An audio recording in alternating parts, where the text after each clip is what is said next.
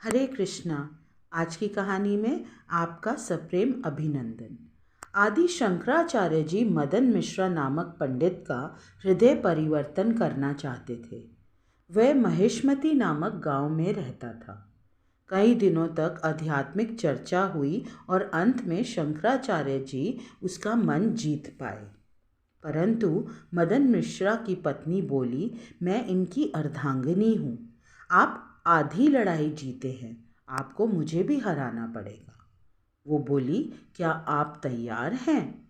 शंकराचार्य जी बोले, हाँ देवी, मैं तैयार हूँ। तो वो बोली, कृपया मुझे काम शास्त्र के बारे में बताएं। शंकराचार्य जी केवल 8 वर्ष के थे। एक 8 वर्ष का बालक काम शास्त्र के बारे में कैसे बोल सकता था? शंकराचार्य जी ने 1 महीने का समय मांगा। शंकराचार्य जी अपने शिष्यों के साथ भवनासिनी नदी के किनारे थे। वहाँ उन्होंने एक राजा का शव देखा। शव देखकर उनको एक विचार आया।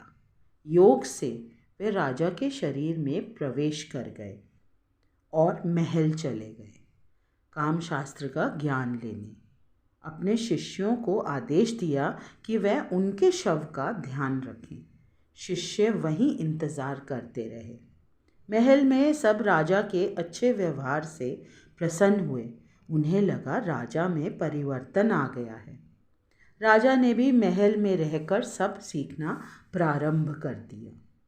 कुछ मंत्रियों को समझ आने लगा कि वह राजा कुछ योगी जैसा है।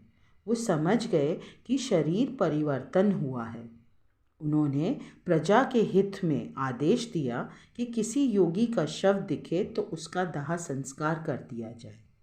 इस समय तक शंकराचार्य जी अपने वास्तविक शरीर में प्रवेश कर चुके थे।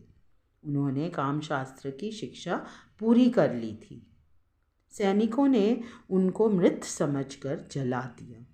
शंकराचार्य जी ने नरसिंह देव जी को 16 श्लोकों से स्तुति की और भगवान 16 भुजाओं के साथ प्रकट हुए और शंकराचार्य जी को शहद लगाया। उनका जला हुआ शरीर कंचन बना दिया। नरसिंह वापुह भगवान का 21वां थिरुनाम है। भक्त की रक्षा करने भगवान किसी भी रूप में आते हैं।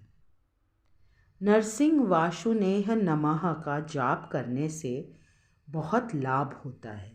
भगवान प्रसन्न होते हैं। सर्वम श्री कृष्ण अर्पणम।